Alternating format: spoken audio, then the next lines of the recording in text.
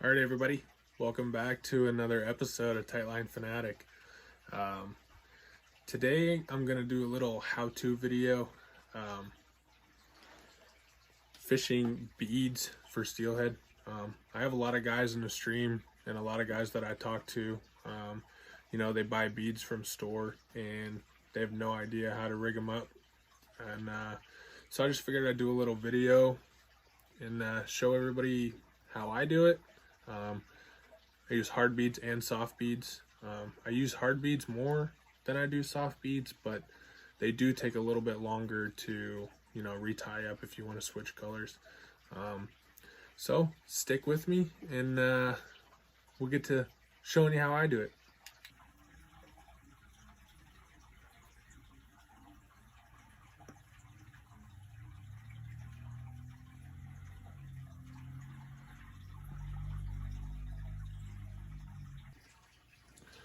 All right, so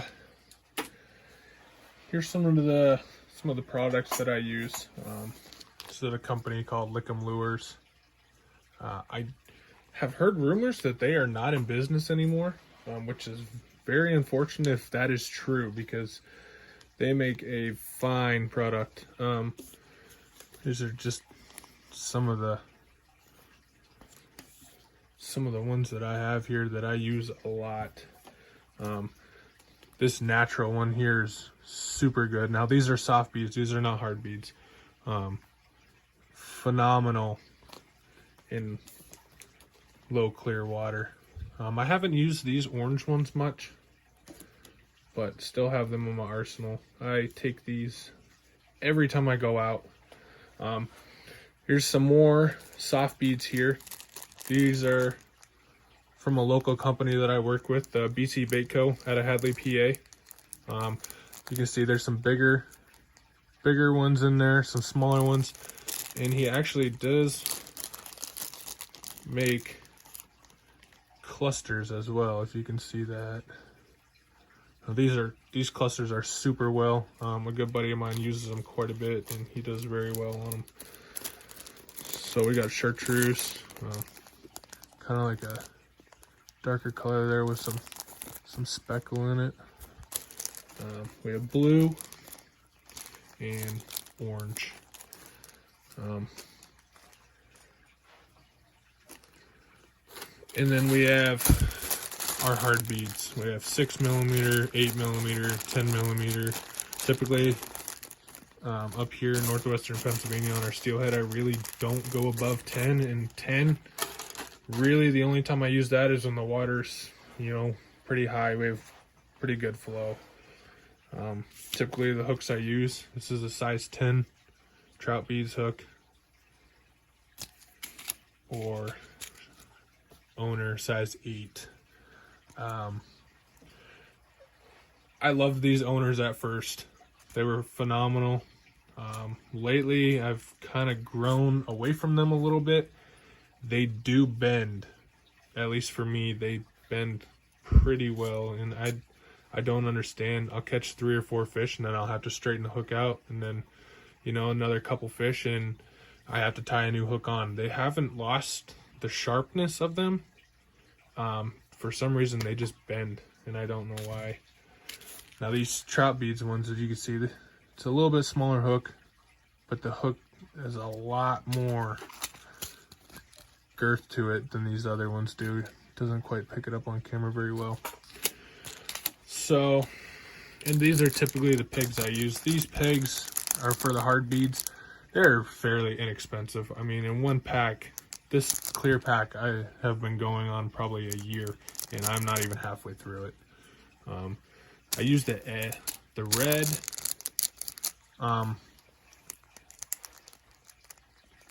on the eggs that, you can make a little blood dot if you have like a white egg or, a more natural color. So there's the setup we have today. I guess we're going to start. I'm probably going to use like a 10mm bead, hard bead, just to tie on. So that way you can see it. Let's try not to do chartreuse on chartreuse. I'm going to be using a high vis 14-pound trilene just so everybody can see it. And we'll go with pink, that works well. Now these are not all of the hard beads I have. I typically carry, and this is going to sound wild, but I probably have a couple hundred beads on me at all times. Now that is way excessive. You do not need that many beads. Let's see if we can get this. My bag that I have has this little hidden storage in the bottom, and there's beads on beads. Let's just pull them all out here. On beads, on beads. And this pocket goes all the way to the other side. You do not need this many beads. Typically, most guys will just carry a box around with the ones that, you know, produce the most and are going to be good for those water conditions. I do give a lot of these away when I'm on the creek, so that's why I have as many as I do. Now there's probably, I don't know, let's say close to 300 beads here. Like I said, you don't need this many. I just have this many because I basically have one of every color and every size. And like I said, I do give a lot away on the creeks to people when I help them set up. So, all right, let's get to it. So the first step in tying on a hard bead, you're going to want to slide your line through the hole on the bead, just like that. So your bead is now on your line. The next step would be, you could either use clear or you could use red that I have in this case. We'll go with red just so I can show you kind of the little blood dot that I was talking about. It's gonna be hard to show on pink though. So basically what you want to do is you want to slide this peg into the hole of the bead next to your line. See if I can get that in there. There we go. And then pull it out the other side. You want to pull it till it's snug. And that's how it'll look when it's on there. So what you want to do is you want to snip these ends off of this. Just snip it off flush. Make sure you do not cut your line, so you do not have to do this all over again.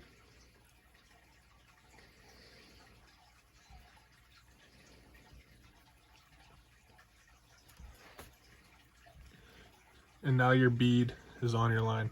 Now this bead is, you know, it's fixed right now because of the peg that's in there, but this bead will slide on your line.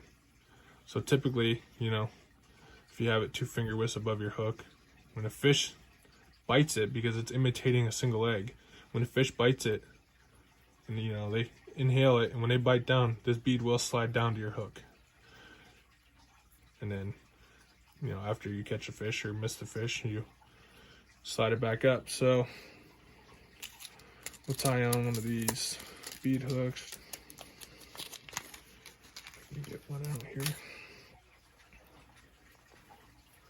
A lot of guys use a lot of different knots.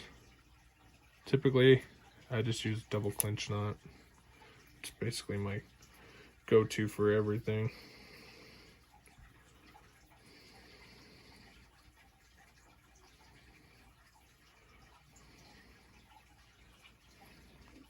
This whole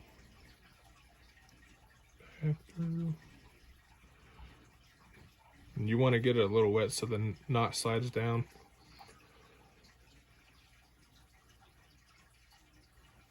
Let's see if we can get this to slide.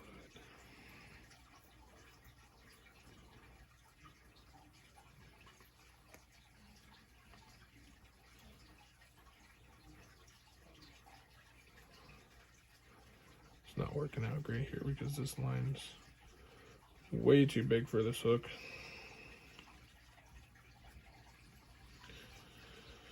It's not perfect, but you get the gist. So then we snip our tag end off.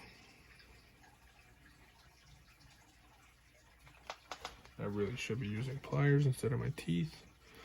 All right, so now you have your hook tied on. Hook is tied on. Now your bead is up here. You'll slide your bead down to your hook. I see guys that run their beads way up here.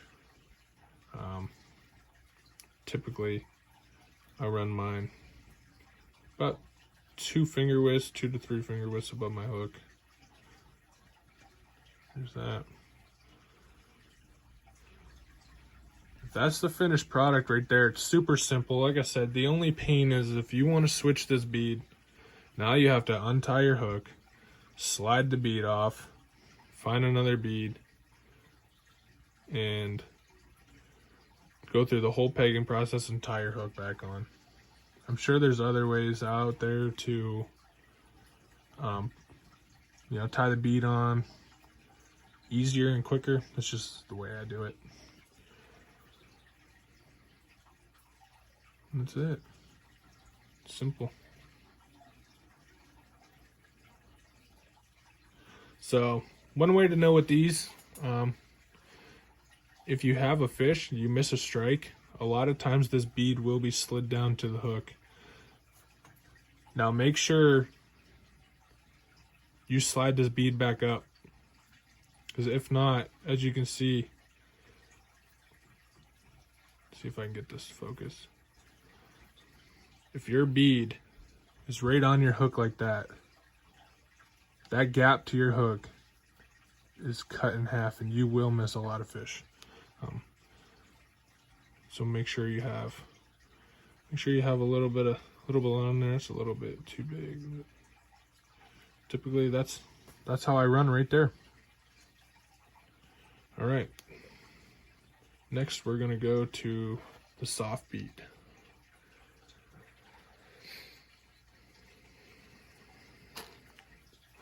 So a lot of guys do use glass beads to basically peg their soft beads. I have never done that. I just seen the other day on Facebook, River Tackle Company. He had a tactic on there using bobber stops for like a slip float to peg your soft bead. I keep it simple. All I ever do, I take the hook, I put it through the bead,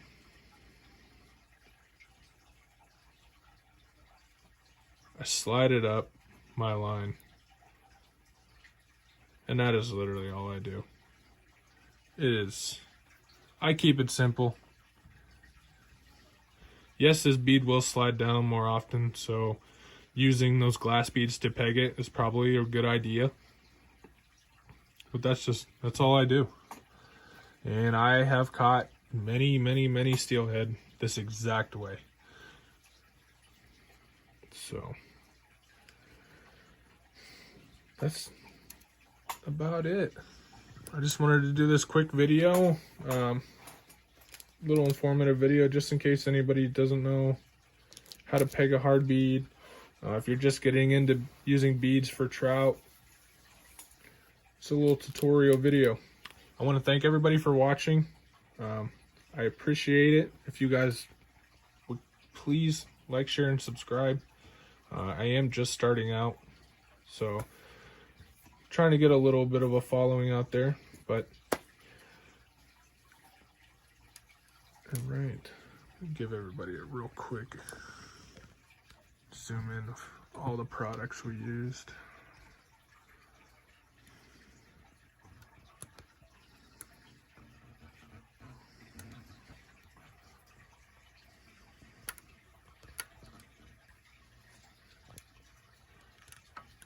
All right, that concludes my video on how to peg beads.